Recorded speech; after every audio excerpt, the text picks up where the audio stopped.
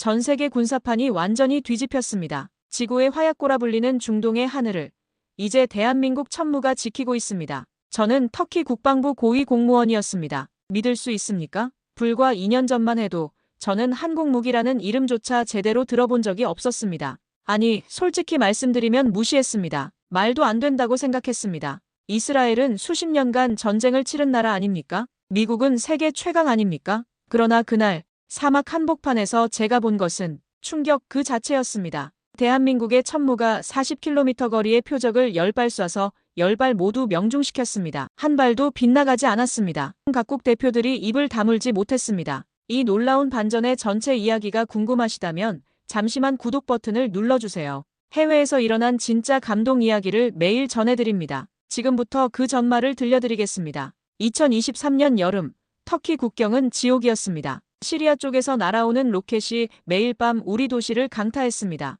킬리스, 가지안테프, 샬리우르파, 국경 도시들의 민간인들이 잠을 잘 수 없었습니다. 아이들이 울부짖었습니다. 어머니들이 기도했습니다. 당시 저는 터키 국방부 무기 구매를 총괄하는 위치에 있었습니다. 제 책상 위에는 매일 아침 전날 밤 피해 보고서가 쌓였습니다. 사망자 명단이 늘어났습니다. 국민들의 분노가 커졌습니다. 아흐메트 국방장관이 저를 불렀습니다. 메흐메트, 우리에게 시간이 없네. 당장 방어 무기를 구해야 해. 뭐든지 좋으니 빨리. 저는 고개를 끄덕였습니다. 장관님, 이미 알아보고 있습니다. 최고의 무기를 구하겠습니다. 그때까지만 해도 저는 확신했습니다. 최고의 무기란 당연히 서방에서 온다고. 이스라엘, 아니면 미국. 그 외에 선택지가 있습니까? 일주일 후, 세 나라 대표단이 앙카라에 도착했습니다. 첫 번째로 회의실에 들어온 사람들은 이스라엘 방산업체 관계자들이었습니다. 그들은 노트북을 펼치며 자신만만하게 말했습니다. 아이언돔입니다. 가자지구에서 레바논 국경에서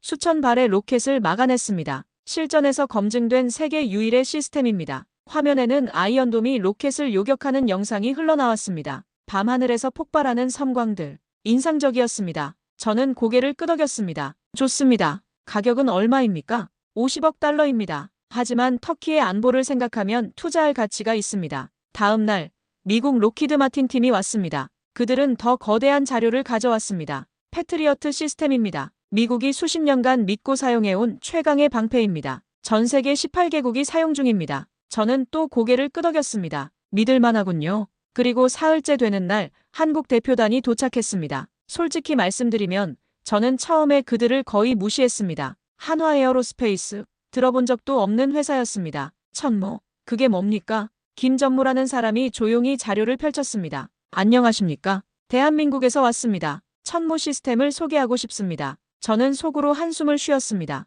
이스라엘이랑 미국이 있는데 뭐하러 왔나? 하지만 예의상 들어는 줘야겠다 싶었습니다. 천무는 다연장 로켓 시스템입니다. 40km에서 80km까지 정확하게 타격할 수 있습니다. 그리고 우리는 철매라는 방어 시스템도 함께 제안합니다. 저는 물었습니다. 실전 경험은 있습니까? 김 전무가 잠시 침묵했습니다. 실전은 아직 없습니다. 하지만 시험에서는 저는 그 순간 판단했습니다. 역시 안 되겠군. 회의실 뒤쪽에 앉아있던 파트마 국방위원장이 날카롭게 말했습니다. 실전 경험도 없는 무기를 우리 국민의 생명에 쓸 수는 없습니다. 이스라엘은 매년 수천 발을 막아내고 있습니다. 저는 고개를 끄덕였습니다. 위원장님 말씀이 맞습니다. 김 전무가 조용히 말했습니다. 그렇다면 직접 보여드리겠습니다. 실제로 시험하게 해주십시오. 여러분이 원하는 조건 그대로요. 저는 피식 웃었습니다. 시험요? 좋습니다. 하지만 장담하건대 결과는 뻔할 겁니다. 이스라엘과 미국을 이길 순 없어요. 김 전무는 묵묵히 고개를 숙였습니다. 그의 눈빛에 뭔가 다른 게 있었지만 저는 그때 그걸 알아채지 못했습니다. 회의가 끝나고 저는 아흐메트 장관에게 보고했습니다. 장관님, 이스라엘 아이언돔이 최선입니다. 가격은 좀 비싸지만 검증되었습니다. 한국, 그건 시간 낭비입니다. 장관이 물었습니다. 그래도 시험은 해보는 게 어때? 장관님, 우리에게 시간이 없지 않습니까? 한국 시험하느라 시간 낭비할 여유가 없습니다. 하지만 장관은 고집을 부렸습니다. 아니야, 해보게. 중동 여러 나라도 초청하고 어차피 시험으로 이스라엘이 우수하다는 게 증명되면 다른 나라들도 납득할 거 아닌가. 저는 속으로 웃었습니다. 그래, 한국이 망신당하는 걸 공개적으로 보여주는 것도 나쁘지 않겠군. 그렇게 저는 중동 각국에 초청장을 보냈습니다. 아랍에미리트, 사우디아라비아, 요르단, 이집트, 카타르 모두가 방어 무기에 관심이 있는 나라들이었습니다. 그들에게 말했습니다. 이스라엘 아이언돔과 한국 천무의 대결을 보러 오십시오. 어느 것이 진짜인지 확인하십시오. 하지만 저는 몰랐습니다. 그 시험장에서 제가 목격하게 될 것이 무엇인지, 그리고 그것이 중동 전체의 판도를 바꿔놓을 거라는 사실을. 시험일은 한 달 후로 정해졌습니다. 장소는 터키 남동부 사막지대, 실제 시리아 국경과 가까운 곳이었습니다. 하지만 그 한 달 동안 이상한 일들이 벌어지기 시작했습니다. 먼저 언론이 움직였습니다. 터키의 주요 신문들이 갑자기 한국 무기에 대한 기사를 쏟아내기 시작했습니다. 검증되지 않은 아시아 무기, 과연 믿을 수 있나? 한국 천무, 중동 사막 환경에서 작동 불가능 전문가들, 한국 무기 도입의 우려 표명. 저는 그 기사들을 보며 고개를 끄덕였습니다. 역시 언론도 나와 같은 생각이군. 하지만 지금 생각해보면 그 기사들이 너무 조직적이었습니다. 마치 누군가 계획한 것처럼. 어느 날 아침 파트마 위원장이 제 사무실로 찾아왔습니다. 그녀는 평소와 달리 진지한 표정이었습니다. 메흐메트, 한국 시험은 취소하는 게 어떻겠습니까? 무슨 말씀이십니까? 미국 대사관에서 연락이 왔습니다. 만약 우리가 한국 무기를 선택하면 F-16 전투기 부품 공급에 차질이 생길 수 있다고 하더군요. 저는 깜짝 놀랐습니다. 이건 노골적인 압박이었습니다. 하지만 동시에 생각했습니다. 그만큼 미국이 자기네 패트리어트에 자신이 있다는 뜻 아닌가? 위원장님, 걱정 마십시오.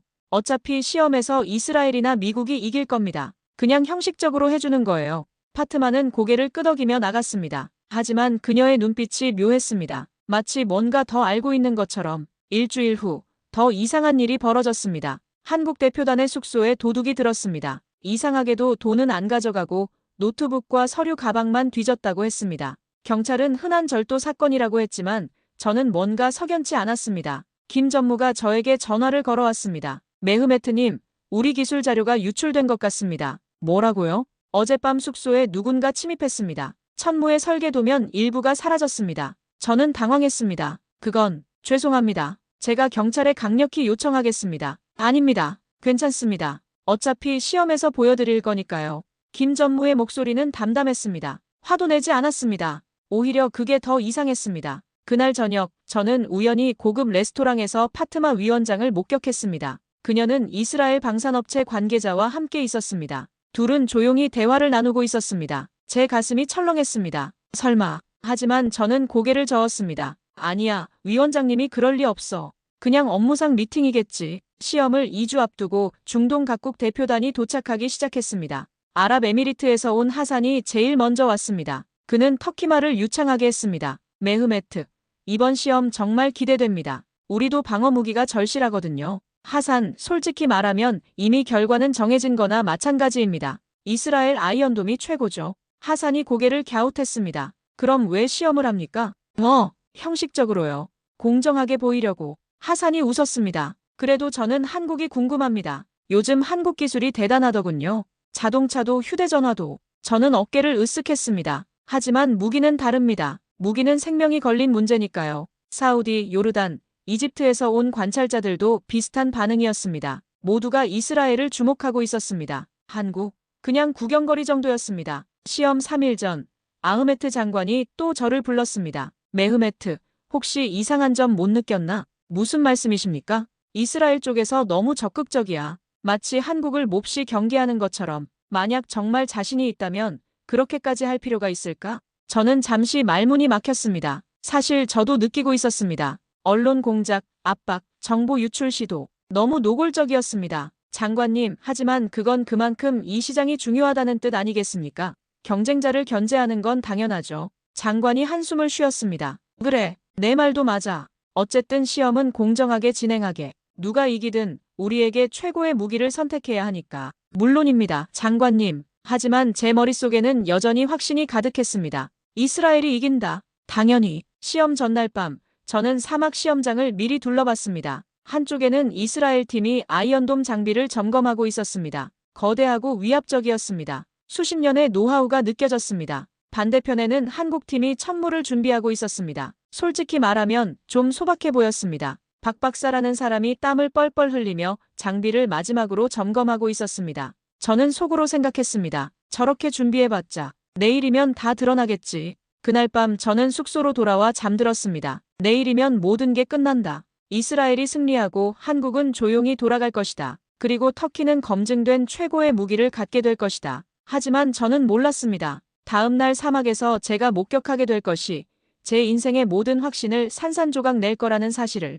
시험 당일 아침 사막은 뜨거웠습니다. 오전 9시 시험장에는 이미 수십 명의 사람들이 모여 있었습니다. 중동 각국 대표들, 터키 국방부 관계자들, 그리고 언론들 모두가 이 역사적인 순간을 목격하러 온 것입니다. 저는 귀빈석에 앉았습니다. 옆에는 아흐메트 장관, 파트마 위원장, 그리고 중동 각국 대표들이 자리했습니다. 모두의 시선은 한 곳을 향했습니다. 저 멀리 사막 한가운데 설치된 이스라엘 아이언돔이었습니다. 하산이 시험 순서를 물었고 저는 먼저 이스라엘, 그 다음 한국이라고 답했습니다. 모든 조건은 동일했습니다. 똑같은 거리, 똑같은 표적, 똑같은 환경. 오전 10시, 드디어 이스라엘 차례가 왔습니다. 아이언돔 발사대가 준비되었습니다. 이스라엘 기술자들은 여유로웠습니다. 그들은 마치 이미 이긴 듯한 표정이었습니다. 수십 년간 쌓아온 자신감이 온몸에서 뿜어져 나왔습니다. 시험 감독관이 40km 거리에 표적 10개가 설치 완료되었다고 알렸습니다.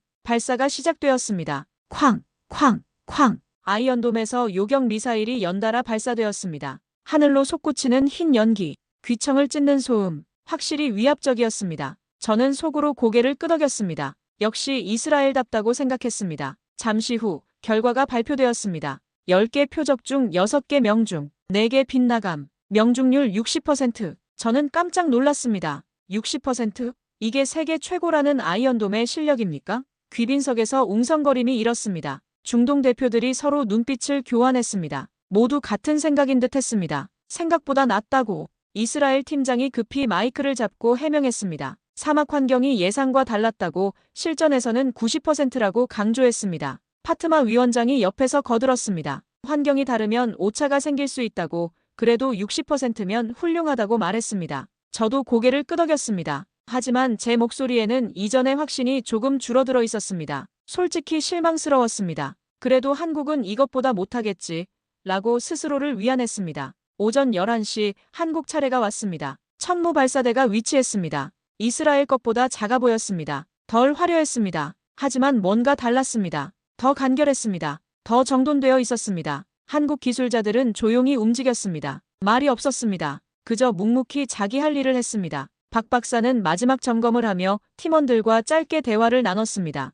그들의 표정에는 긴장보다는 집중이 보였습니다. 김 전무가 귀빈석으로 다가왔습니다. 그는 정중하게 인사하며 준비가 완료되었다고 알렸습니다. 저는 시작하라고 손짓했습니다. 속으로는 빨리 끝내고 싶었습니다. 시험 감독관이 같은 조건임을 다시 한번 확인했습니다. 40km 거리, 표적 10개, 똑같은 위치, 발사 명령이 떨어졌습니다. 천무가 움직이기 시작했습니다. 첫 번째 로켓이 발사되었습니다. 이스라엘 것보다 소음이 적었습니다. 하지만 속도는 더 빨랐습니다. 하늘로 곧게 올라가는 궤적이 마치 화살처럼 보였습니다. 2초 후, 첫 번째 표적에 명중했습니다. 폭발음이 들렸습니다. 40km 저 너머에서 연기가 피어올랐습니다. 정확히 표적 중심이었습니다. 귀빈석이 술렁였습니다. 저도 몸을 앞으로 기울였습니다. 두 번째 로켓이 발사되었습니다. 또 명중, 세 번째 명중, 네 번째 명중. 하산이 쌍안경을 내리지 않고 중얼거렸습니다. 믿을 수 없다는 표정이었습니다. 사우디 대표도 요르단 대표도 모두 같은 표정이었습니다. 다섯 번째, 여섯 번째, 일곱 번째, 모두 명중. 저는 의자에서 일어났습니다. 심장이 빠르게 뛰었습니다. 이건 뭔가 다릅니다. 여덟 번째 로켓이 날아갔습니다. 명중. 아홉 번째, 명중. 마지막 10번째 로켓이 발사되었습니다. 모두가 숨을 죽였습니다. 몇 초간의 침묵. 그리고 쾅! 10번째 표적도 정확히 명중했습니다. 시험 감독관이 결과를 발표했습니다. 10개 표적, 10개 명중, 명중률 100%, 오차 범위 평균 3m. 귀빈석이 폭발했습니다. 중동 대표들이 자리에서 벌떡 일어났습니다. 믿을 수 없다는 탄성이 여기저기서 터져나왔습니다. 저는 그 자리에 얼어붙었습니다. 10발 10중, 한 발도 빗나가지 않았습니다. 이스라엘은 60%였습니다. 한국은 100%였습니다. 파트마 위원장의 얼굴이 하얗게 질렸습니다. 이스라엘 팀장은 고개를 떨구고 있었습니다. 하산이 제 어깨를 흔들었습니다. 메흐메트, 이게 정말입니까? 정말 100%입니까? 저는 대답할 수 없었습니다. 제 머릿속이 하얗게 비었습니다. 모든 확신이 무너지는 소리가 들렸습니다. 점심시간이 되었지만 아무도 식사에 관심이 없었습니다. 귀빈석 텐트 안은 난리가 났습니다. 중동 각국 대표들이 한국 팀을 에워쌌습니다. 모두가 질문을 쏟아냈습니다. 어떻게 가능한 일이냐고, 정말 조작이 없었느냐고, 실전에서도 저렇게 되느냐고. 김 전무는 차분하게 답했습니다. 조작은 없었다고, 여러분이 다 지켜봤지 않느냐고, 실전에서는 더 어려운 조건에서도 테스트했다고 설명했습니다. 저는 멀찌감치 서서 그 광경을 지켜봤습니다. 머릿속이 복잡했습니다. 방금 본 것이 현실인가 싶었습니다. 한국이 이스라엘을 압도했습니다. 그것도 완벽하게. 파트마 위원장이 제게 다가왔습니다. 그녀의 얼굴은 굳어 있었습니다. 메흐메트, 오후 시험은 취소해야 합니다. 저는 고개를 돌렸습니다. 왜요? 아직 방어 시스템 시험이 남았는데요. 이건 뭔가 이상합니다. 너무 완벽해요. 조작이 있었을 가능성을 배제할 수 없습니다. 위원장님, 우리가 다 지켜봤잖습니까? 어떻게 조작을 합니까? 파트마는 입술을 깨물었습니다. 그래도 이건 상식적으로 말이 안 됩니다. 이스라엘은 수십 년간 전쟁을 치른 나라입니다. 한국은 실전 경험도 없어요. 저는 그녀의 눈을 똑바로 봤습니다. 그 순간 깨달았습니다. 그녀는 진실이 두려운 게 아니었습니다. 자기 입장이 곤란해지는 게 두려운 것이었습니다. 오후 2시, 방어 시스템 시험이 시작되었습니다. 이번에는 반대였습니다. 로켓을 쏘는 게 아니라 날아오는 로켓을 막는 시험이었습니다. 시험 감독관이 20발의 모의 로켓을 발사할 것이라고 공지했습니다. 각 시스템은 이를 감지하고 요격해야 했습니다. 먼저 이스라엘 아이언돔 차례였습니다. 모의 로켓 20발이 연속으로 발사되었습니다. 아이언돔이 작동하기 시작했습니다. 레이더가 돌아가고 요격 미사일들이 발사되었습니다. 하늘에서 섬광들이 터졌습니다. 결과가 나왔습니다. 20발 중 12발 요격 성공, 8발 통과, 요격률 60%, 또 60%였습니다. 귀빈석에서 실망의 한숨이 들렸습니다. 이스라엘 팀은 또다시 변명을 늘어놓았습니다. 환경이 다르다고, 실전에서는 다르다고 주장했습니다. 하지만 이미 사람들의 눈빛이 달라져 있었습니다. 아무도 그 말을 믿지 않았습니다. 한국 철매 시스템 차례가 왔습니다. 같은 조건이었습니다. 모의 로켓 20발. 한국 팀이 준비를 마쳤습니다. 박 박사가 마지막 점검을 끝내고 준비 완료 신호를 보냈습니다. 발사가 시작되었습니다. 첫 번째 로켓이 날아왔습니다. 철매 시스템의 레이더가 즉시 포착했습니다. 요격 미사일이 발사되었습니다. 정확히 명중, 공중에서 폭발했습니다. 두 번째, 세 번째, 네 번째, 연속으로 요격에 성공했습니다. 귀빈석 사람들이 하나둘 자리에서 일어났습니다. 모두가 하늘만 쳐다봤습니다. 10번째 로켓까지 모두 요격되었습니다. 11번째, 12번째도 마찬가지였습니다. 저는 숨을 참고 지켜봤습니다. 심장이 터질 듯 뛰었습니다. 이럴 수가 있나? 정말 이럴 수가 있나? 19번째 로켓이 요격되었습니다. 이제 마지막 한 발만 남았습니다. 20번째 로켓이 날아왔습니다. 철매 시스템이 반응했습니다. 요격 미사일 발사. 하늘에서 섬광. 명중. 시험 감독관이 결과를 발표했습니다. 20발 중 19발 요격 성공. 한 발만 통과. 요격률 95%. 귀빈석이 폭발했습니다. 하산이 소리쳤습니다. 95%. 이건 기적입니다. 사우디 대표가 박수를 치기 시작했습니다. 요르단, 이집트, 카타르 대표들도 따라했습니다. 박수 소리가 사막에 울려 퍼졌습니다. 저는 그 자리에 주저앉았습니다. 이스라엘은 60%, 한국은 95%. 이게 현실이었습니다. 제가 무시했던, 비웃었던 한국이 세계 최강이라던 이스라엘을 완전히 압도했습니다. 아흐메트 장관이 제 옆에 섰습니다. 그는 조용히 말했습니다. 메흐메트, 이제 알겠나? 우리가 얼마나 큰 편견에 사로잡혀 있었는지. 저는 대답할 수 없었습니다. 부끄러웠습니다. 제 오만함이, 제 무지함이 부끄러웠습니다. 그때 파트마 위원장이 다가왔습니다. 그녀는 여전히 인정하고 싶지 않은 표정이었습니다. 장관님, 저는 여전히 의문입니다. 이 결과를 어떻게 신뢰할 수 있습니까? 장관이 날카롭게 말했습니다. 위원장, 우리 눈으로 직접 봤습니다. 중동 각국 대표들도 다 봤습니다. 더 이상 무슨 증거가 필요합니까? 파트마는 말문이 막혔습니다. 하지만 그녀의 눈빛은 여전히 적대적이었습니다. 저녁 무렵 중동 각국 대표들이 한국팀을 둘러쌌습니다. 하산이 먼저 말을 꺼냈습니다. 김 전무님, 아랍에미리트도 천물을 구매할 수 있습니까?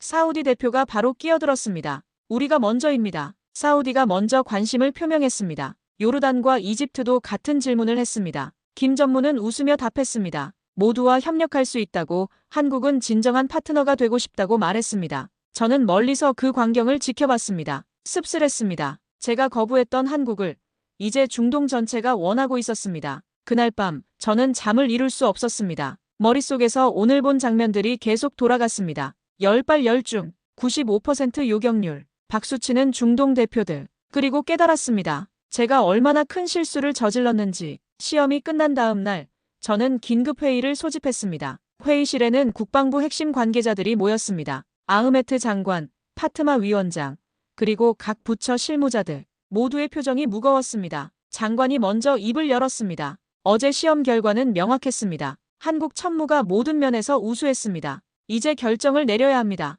파트마가 즉시 반박했습니다. 장관님, 성급합니다. 단 하루의 시험으로 수십억 달러 계약을 결정할 수는 없습니다. 더 많은 검증이 필요합니다. 저는 조용히 듣고 있었습니다. 머릿속이 복잡했습니다. 어제 본 것은 분명했습니다. 한국이 압도적으로 우수했습니다. 하지만 여전히 마음 한구석에서는 의심이 일었습니다. 정말 한국을 믿어도 될까? 회의는 격렬했습니다. 한국 지지파와 반대파가 팽팽하게 맞섰습니다. 알리 사령관은 현장 군인 입장에서 한국 무기의 우수성을 강조했습니다. 실제로 우리 병사들이 쓸 무기라고 성능이 제일 중요하다고 주장했습니다. 하지만 파트마는 계속 다른 논리를 들이댔습니다. 한국과의 외교 관계는 어떻게 할 것이냐고, 미국이 화내면 어쩔 것이냐고, 이스라엘이 보복하면 어떻게 대응할 것이냐고 물었습니다. 회의는 3시간 넘게 이어졌지만 결론이 나지 않았습니다. 그날 오후 더 큰 압력이 들어오기 시작했습니다. 미국 대사관에서 전화가 왔습니다. 대사가 직접 장관과 통화를 요청했습니다. 내용은 명확했습니다. 만약 터키가 한국 무기를 선택하면 미국과의 군사 협력에 문제가 생길 것이라는 경고였습니다. 이스라엘 대사관도 움직였습니다. 그들은 더 노골적이었습니다. 천무 가격의 절반으로 아이언돔을 제공하겠다고 제안했습니다. 게다가 기술 지원까지 추가하겠다고 했습니다. 파트마가 승리한 표정으로 말했습니다. 보십시오. 이스라엘이 이렇게까지 양보합니다. 이게 진짜 동맹 아닙니까? 저는 속으로 생각했습니다. 아니면 그들이 우리가 한국을 선택할까봐 두려운 건 아닐까? 왜 이렇게까지 필사적일까? 하지만 목소리를 내지 못했습니다. 압력이 너무 컸습니다. 사흘 후 터키 주요 언론들이 일제히 같은 논조의 기사를 냈습니다. 한국 무기 선택, 신중해야 미국과의 관계 악화, 우려 검증되지 않은 무기에 국가 안보 맡길 수 없어 이스라엘, 파격 조건 제시, 터키의 우호적 제스처, 너무 조직적이었습니다. 마치 누군가 뒤에서 언론을 조종하는 것 같았습니다. 한국 대표단은 조용했습니다. 김 전무는 더 이상 우리를 압박하지 않았습니다. 그저 묵묵히 기다렸습니다. 어느 날 복도에서 그를 마주쳤을 때 저는 물었습니다. 왜 가만히 계십니까? 로비를 하시든 압력을 넣으시든 해야 하지 않습니까? 김 전무가 조용히 웃었습니다. 메흐메트님, 우리는 이미 보여드렸습니다. 성능으로 말했습니다. 그 이상은 여러분의 선택입니다. 우리는 진실을 믿습니다. 그 말이 가슴에 꽂혔습니다. 진실을 믿는다. 얼마나 당당한 말입니까? 일주일이 지났습니다. 중동 각국의 움직임이 빨라졌습니다. 아랍에미리트가 먼저 움직였습니다. 하산이 전화를 걸어왔습니다. 터키가 망설이는 사이 자기들이 먼저 계약하겠다고 말했습니다. 사우디아라비아도 같은 결정을 내렸습니다. 요르단과 이집트도 한국과 협상을 시작했습니다. 저는 충격받았습니다. 우리가 고민하는 사이 중동 전체가 한국으로 달려가고 있었습니다. 긴급회의가 다시 소집되었습니다. 알리 사령관이 분노했습니다. 우리가 뭘 하고 있습니까? 최고의 무기를 놓치고 있습니다. 지금 중동 전체가 한국을 선택하고 있습니다. 파트마가 맞섰습니다. 사령관님은 정치를 모르십니다. 미국과 이스라엘을 적으로 돌리면 어떻게 됩니까? 그럼 국민들이 계속 죽어도 됩니까? 성능 좋은 무기가 있는데 정치 때문에 포기합니까?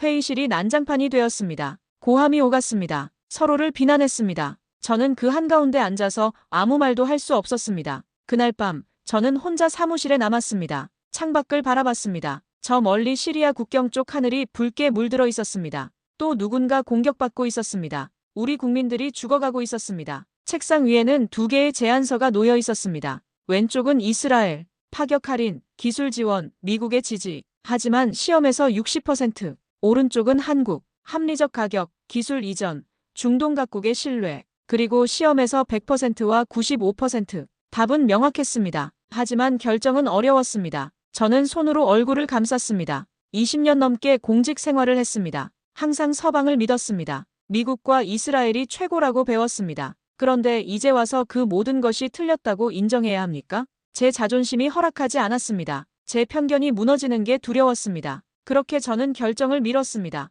하루, 이틀, 사흘, 일주일이 지났습니다. 그리고 그 일주일의 망설임이 얼마나 큰 대가를 치르게 될지 저는 몰랐습니다. 결국 저는 이스라엘을 선택했습니다. 아니, 정확히는 파트마 위원장과 친서방 세력이 승리했습니다. 회의에서 표결이 이루어졌고 근소한 차이로 이스라엘 아이언돔 도입이 결정되었습니다. 알리 사령관은 회의실을 박차고 나갔습니다. 아흐메트 장관은 깊은 한숨을 쉬었습니다. 하지만 저는 안도했습니다. 적어도 미국과 이스라엘을 적으로 돌리지는 않았으니까요. 한국 대표단에게 결과를 통보하던 날이 기억납니다. 김 전무는 담담하게 받아들였습니다. 화를 내지도 원망하지도 않았습니다. 그저 조용히 말했습니다. 아쉽지만 존중하겠습니다. 언젠가 마음이 바뀌시면 우리는 여전히 여기 있을 것입니다. 그가 떠나는 뒷모습을 보며 이상한 느낌이 들었습니다. 마치 제가 무언가 엄청난 것을 놓친 것 같은 기분이었습니다. 석 달 후 아이언돔이 터키에 도착했습니다. 설치에만 2달이 걸렸습니다.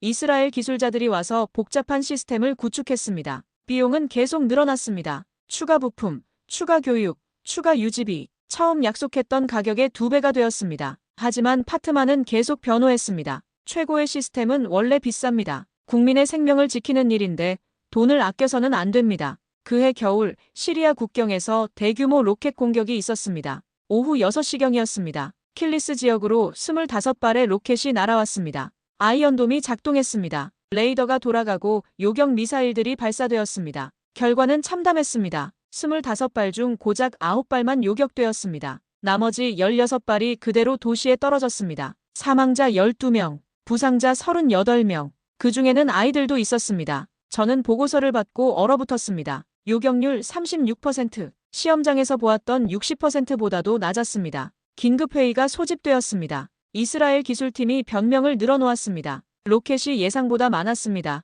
동시 다발 공격은 어렵습니다. 시스템 최적화가 더 필요합니다. 알리 사령관이 책상을 내리쳤습니다. 국민들이 죽었습니다. 최적화. 우리에게 시간이 없습니다. 파트만은 여전히 이스라엘을 감쌌습니다. 이건 시스템 문제가 아니라 작전상 실수입니다. 더 훈련하면 됩니다. 하지만 국민들의 분노는 걷잡을 수 없었습니다. 언론이 들끓었습니다. 수천억 원 들인 무기, 국민 못 지켜 아이언돔 신화는 거짓이었나 국방부 무능, 책임져야. 피해 가족들이 국방부 앞에서 시위를 벌였습니다. 어떤 어머니가 울부짖었습니다. 내 아이를 돌려주세요. 당신들이 제대로 된 무기를 샀다면 내 아이는 살 수 있었어요. 저는 그 장면을 사무실 창문으로 지켜봤습니다. 가슴이 찢어지는 것 같았습니다. 한 달 후 또 공격이 있었습니다. 이번에는 가지안테프였습니다. 로켓 20발, 아이언돔 요격률 40%, 사망자 8명. 그리고 또 한 달 후 샬리 우르파, 로켓 18발, 요격률 33%, 사망자 10명. 숫자가 계속 늘어났습니다. 죽은 국민들의 명단이 쌓여갔습니다. 저는 매일 밤 악몽을 꾸었습니다. 꿈속에서 사막 시험장이 나타났습니다. 한국 천무가 10발 10중 명중시키는 장면, 철매가 95% 요격하는 장면, 그리고 김 전무의 목소리가 들렸습니다. 우리는 진실을 믿습니다. 잠에서 깨면 식은땀이 흘렀습니다. 어느 날 아흐메트 장관이 저를 개인적으로 불렀습니다. 메흐메트, 자네도 알고 있겠지. 우리가 잘못된 선택을 했다는 것을. 저는 대답할 수 없었습니다. 장관이 계속 말했습니다. 중동을 보게. 아랍에미리트는 한국 천무를 도입했어. 실전에서 98% 요격률을 기록했다더군. 사우디도 요르단도 이집트도 모두 성공적이야. 제 손이 떨렸습니다. 그들은 국민을 지키고 있어. 우리는 매달 국민들이 죽어가는 걸 지켜보고 있네. 저는 고개를 숙였습니다. 부끄러웠습니다. 그날 밤 저는 혼자 자료를 뒤졌습니다. 중동 각국의 천무 운용 결과를 찾아봤습니다. 모두 90% 이상의 요격률을 기록하고 있었습니다. 실전에서도 훈련에서도 똑같았습니다. 반면 우리 아이언돔은 평균 40%도 안 되었습니다. 의문이 들었습니다. 왜일까? 시험장에서는 60%였는데 왜 실전에서는 30%대일까? 그때 한 기사가 눈에 띄었습니다. 이스라엘 수출용 아이언돔의 자국용과 다른 시스템 적용 의혹. 유럽의 한 군사 전문지가 보도한 내용이었습니다. 이스라엘이 자국에서 쓰는 아이언돔과 수출하는 아이언돔이 다르다는 의혹이었습니다. 수출용은 핵심 기술을 빼고 성능을 낮춘 버전이라는 것이었습니다. 제 심장이 멎는 것 같았습니다. 설마 우리가 속은 건 아니겠지? 하지만 머릿속에서 퍼즐이 맞춰지기 시작했습니다. 시험장에서 60%, 실전에서 30%대. 중동 다른 나라들의 천무는 90% 이상. 이스라엘의 노골적인 한국 방해 공작. 모든 것이 연결되었습니다. 우리는 속았습니다. 처음부터 끝까지. 저는 조용히 조사를 시작했습니다. 아무에게도 말하지 않았습니다. 파트마가 알면 방해할 것이 뻔했습니다. 혼자서 움직였습니다. 먼저 이스라엘 기술팀을 찾아갔습니다. 그들에게 물었습니다. 왜 시험장에서의 성능과 실전 성능이 다르냐고, 뭔가 숨긴 게 있느냐고. 이스라엘 팀장은 화를 냈습니다. 우리를 의심하는 겁니까? 우리는 최선을 다하고 있습니다.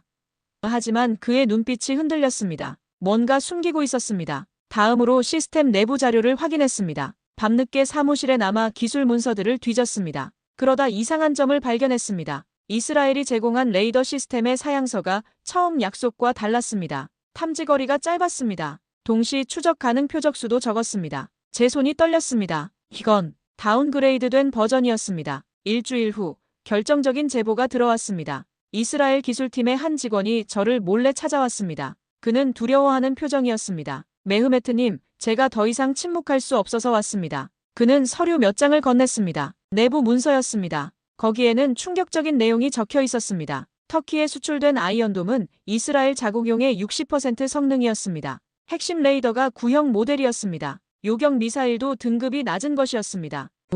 왜 이런 짓을 했습니까? 내부자가 조용히 말했습니다. 본사 지시였습니다. 최고 성능은 자국과 미국에만 제공하라고. 다른 나라들에는 다운그레이드 버전을 팔라고. 그럼 시험장에서 60% 나온 건 그나마 좋은 조건에서 테스트했기 때문입니다. 실전은 훨씬 가혹하죠. 그래서 더 떨어진 겁니다. 저는 주먹을 쥐었습니다. 분노가 치솟았습니다. 가격은요? 우리가 처음 약속보다 2배를 지불했는데 내부자가 고개를 숙였습니다. 원래 가격의 3배입니다. 원가는 실제로 지불하신 금액의 3분의 1도 안 됩니다. 제 머리가 하얗게 되었습니다. 우리는 완전히 당했습니다. 성능도 낮은 제품을 3배 비싼 가격에 최고라고 믿으며 샀던 것입니다. 그럼 한국은요? 한국을 방해한 이유는 뭡니까? 내부자가 씁쓸하게 웃었습니다. 당연하지 않습니까? 한국 천문은 진짜였으니까요. 만약 터키가 한국을 선택했다면 중동 전체가 한국으로 갔을 겁니다. 우리 시장이 무너지는 거죠. 그래서 언론 조작을 했고 정치 압박을 했고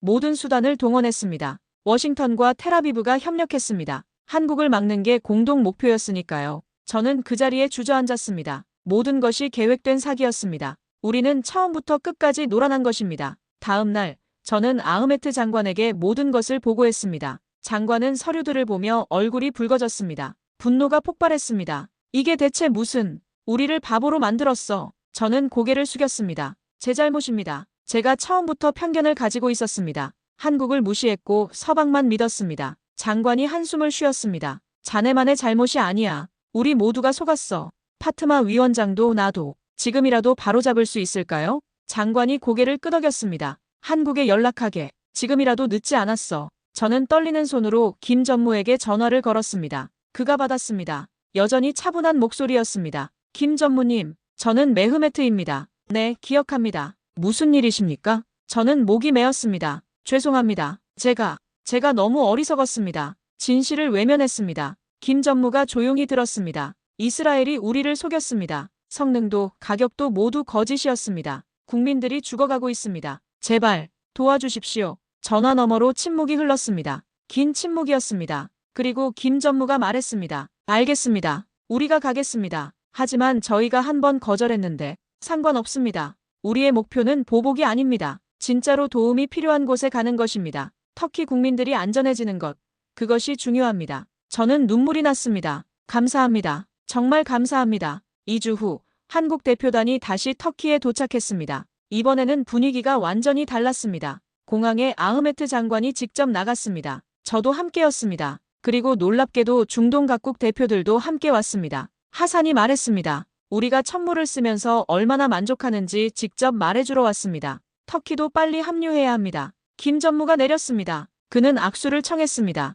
저는 그의 손을 잡으며 말했습니다. 늦어서 죄송합니다. 이제라도 올바른 선택을 하겠습니다. 김 전무가 웃었습니다. 늦은 게 아닙니다. 지금이 바로 적절한 때입니다. 그날 터키는 한국과 천무 긴급 도입 계약을 체결했습니다. 12개 포대, 기술 이전 포함, 가격은 이스라엘의 절반, 그리고 가장 중요한 것, 진짜 성능을 보장받았습니다. 계약서에 서명하며 저는 생각했습니다. 이제야 진정한 파트너를 만났다고. 기술로 말하고 진실로 증명하는 나라를, 편견이 얼마나 위험한지, 그리고 진실이 얼마나 강력한지 깨달았습니다. 석 달 후 천무가 터키에 도착했습니다. 이번에는 모든 것이 달랐습니다. 한국 기술자들은 신속했습니다. 설치는 단 3주 만에 완료되었습니다. 교육도 철저했습니다. 우리 군인들이 직접 다룰 수 있도록 모든 것을 가르쳐줬습니다. 박 박사가 마지막 점검을 마치고 말했습니다. 이제 여러분 것입니다. 우리는 믿습니다. 알리 사령관이 감동한 표정으로 악수했습니다. 감사합니다. 우리 국민을 지킬 수 있게 해주셔서. 그해 겨울 시험의 순간이 왔습니다. 시리아 국경에서 또다시 대규모 로켓 공격이 있었습니다. 오후 5시 킬리스 방향으로 32발의 로켓이 날아왔습니다. 천무 방어 시스템이 즉시 작동했습니다. 레이더가 모든 로켓을 포착했습니다. 요격 미사일들이 연속으로 발사되었습니다. 하늘에서 섬광들이 터졌습니다. 32발 중 31발이 요격되었습니다. 단 한 발만 통과했고 그마저도 빈 들판에 떨어졌습니다. 사상자 제로. 국경 부대에서 환호성이 터져나왔습니다. 터키 군인들이 서로 껴안았습니다. 울면서 기뻐했습니다. 알리 사령관이 저에게 전화를 걸어왔습니다. 그의 목소리는 떨리고 있었습니다. 메흐메트 해냈습니다. 97% 요격률입니다. 단 한 명의 사상자도 없습니다. 저는 전화를 들으며 눈물을 흘렸습니다.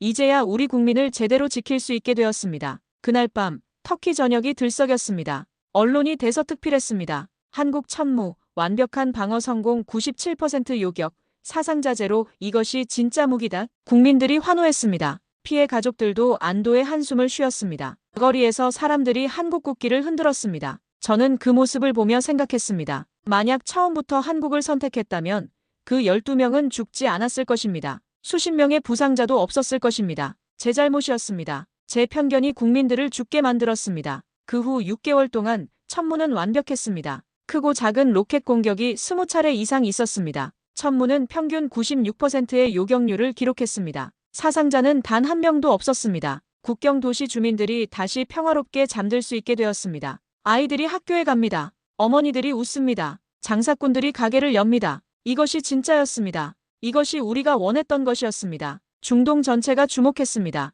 이미 천무를 도입한 나라들은 만족도가 극도로 높았습니다. 하산은 전화할 때마다 자랑했습니다. 아랍에미리트는 추가 주문을 했다고, 사우디는 한국과 공동 생산까지 논의 중이라고 말했습니다. 아직 도입하지 않은 나라들도 줄을 섰습니다. 이집트가 대규모 계약을 체결했습니다. 카타르가 뒤를 이었습니다. 심지어 폴란드와 루마니아까지 관심을 보였습니다. 세계가 한국 무기를 보기 시작했습니다. 어느 날 파트마 위원장이 제 사무실로 찾아왔습니다. 그녀는 많이 수척해져 있었습니다. 국회에서 책임 추궁을 받고 있었습니다. 이스라엘 로비를 받았다는 의혹도 받고 있었습니다. 메흐메트, 나도 몰랐습니다. 정말로 이스라엘이 최고인 줄 알았습니다. 저는 고개를 끄덕였습니다. 저도 마찬가지였습니다. 우리 모두 편견에 사로잡혀 있었습니다. 미안합니다. 내가 너무 고집을 부렸습니다. 이제 우리가 할 일은 같은 실수를 반복하지 않는 것입니다. 파트마는 고개를 숙이고 나갔습니다. 1년 후 국제방산 전시회가 터키에서 열렸습니다.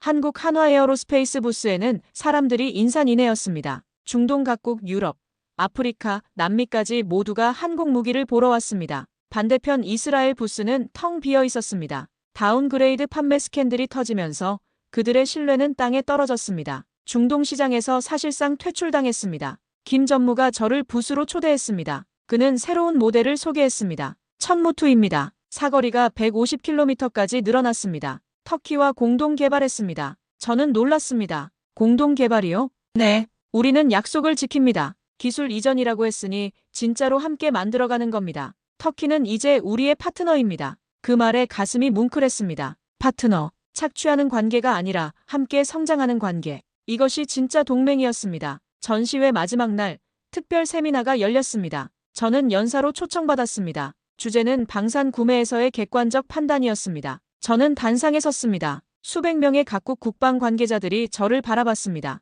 여러분, 저는 실수했습니다. 편견 때문에 잘못된 선택을 했고 그 대가로 우리 국민들이 죽었습니다. 청중이 숨을 죽였습니다. 저는 한국을 무시했습니다. 이스라엘과 미국만 최고라고 믿었습니다. 하지만 진실은 달랐습니다. 기술은 말로 증명하는 게 아니라 결과로 증명하는 것입니다. 박수가 터져나왔습니다. 여러분, 편견을 버리십시오. 브랜드가 아니라 성능을 보십시오. 정치가 아니라 국민을 생각하십시오. 그것이 제가 배운 교훈입니다. 청중이 기립박수를 보냈습니다. 세미나가 끝나고 김 전무가 다가왔습니다. 훌륭한 연설이었습니다. 메흐메트님, 당신 덕분입니다. 당신이 진실을 보여줬습니다. 김 전무가 웃었습니다. 우리는 그저 우리가 할 수 있는 일을 했을 뿐입니다. 좋은 제품을 만들고 정직하게 거래하는 것, 그게 전부입니다. 그 순간 깨달았습니다. 한국의 성공은 요란한 로비나 정치 공작이 아니었습니다. 그저 묵묵히 기술을 개발하고 진실을 증명하고 약속을 지키는 것. 그것이 전부였습니다. 지금 이 순간 저는 여러분에게 말씀드립니다. 중동의 하늘은 이제 대한민국이 지키고 있습니다.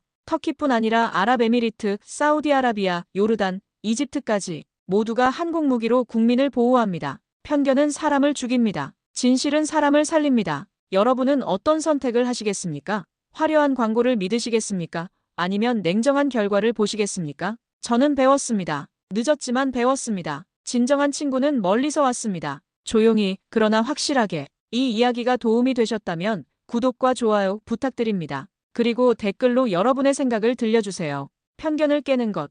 그것이 우리가 함께 해야 할 일입니다. 감사합니다.